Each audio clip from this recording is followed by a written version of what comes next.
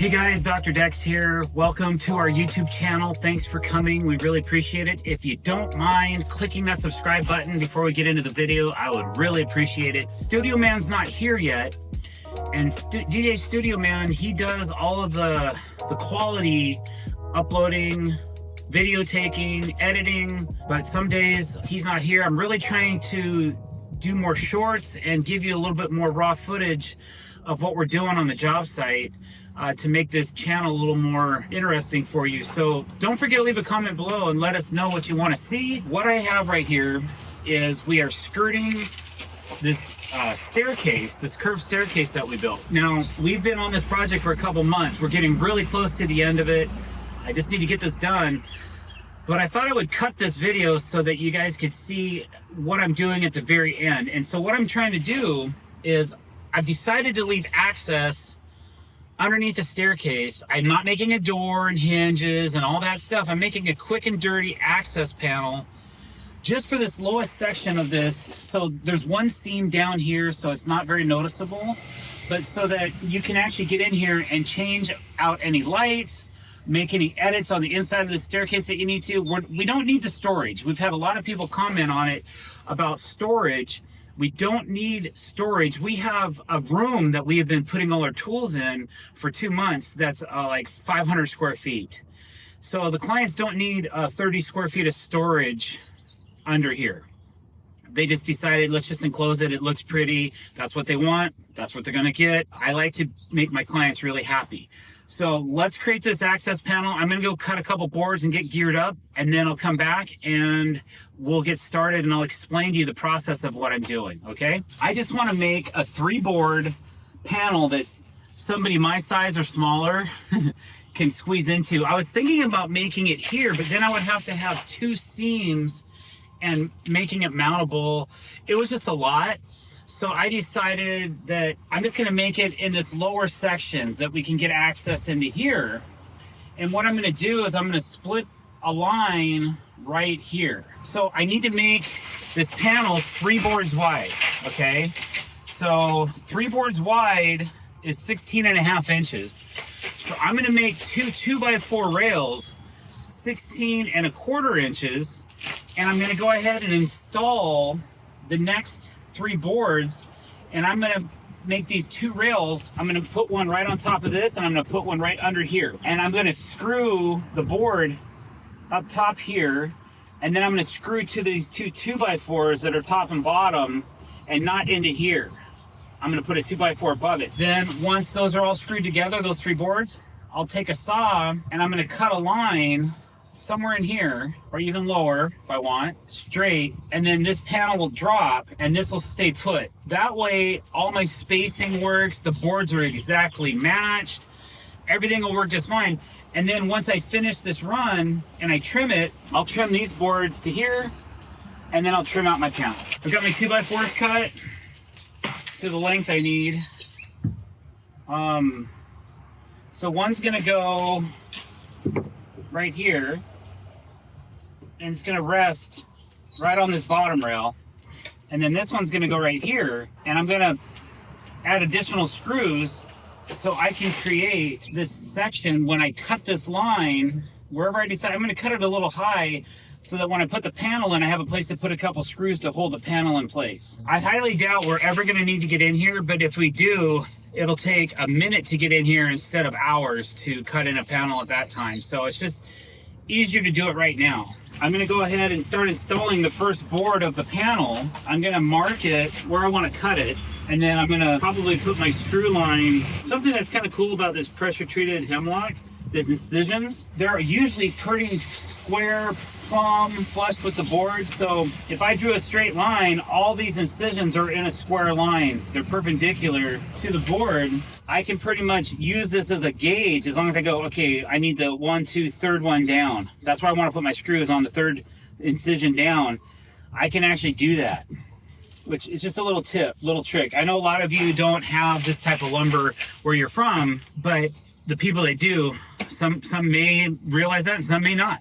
Or maybe you're a do-it-yourselfer and you went to Home Depot and this is all they had, and now you know you can actually use these as square lines and horizontal lines and vertical lines for fastening if you want to try to keep your screws even. Okay, it's a little tight, so I can't really get a great visual of the upper part of what I'm doing. I'm just screwing this board like the rest of them, and maybe we'll just go over that at the end and show you guys the pattern. So remember, we want this lowest section of this panel to be removable. So if I screw this board to here, we're in trouble. We don't want to do that. What we do want is we want to screw this board to this board right here. Okay, so I've chosen my elevation. I'm gonna go ahead and get the screw started. I got a little extra clearance of my 2x4. If I put it past this point, if I put it over here, I won't be able to get it out. So I know I'm not past that. I'm gonna go ahead and Cortex, using a stainless steel Cortex screw, make sure I get on that 2x4. And then I gotta do the same thing. I gotta pre-start. I'm gonna go ahead and pre-start this screw right here. Once all this is Cortex, you're not gonna see, and I wanna make sure the 2x4 is not past this seam, and it's not. So now I still have to also attach this board to this piece of the frame, or else when I cut this will become loose. I don't want this to move once I cut it. So I know where my cut line is, but now I got to identify where my screw line is. Okay, so now I can identify, here's my cut line. So now we have the first board installed. Now I'm going to install 2 more just like this, and then we'll be ready to cut the panel in. Okay, so let's do that. Okay, now I'm attaching the last piece to those 2x4s that are behind the panel. And now all we have to do to create the removable section is cut this line. So I'm going to go get a couple tools to make this a reality, and we'll go get the track saw, and then we'll cut this baby open. I'll show you how that works. And then once that's done, we'll go ahead and install our next board. And I'm gonna leave it pretty snug, because like I've said before, this isn't something we're using every single day.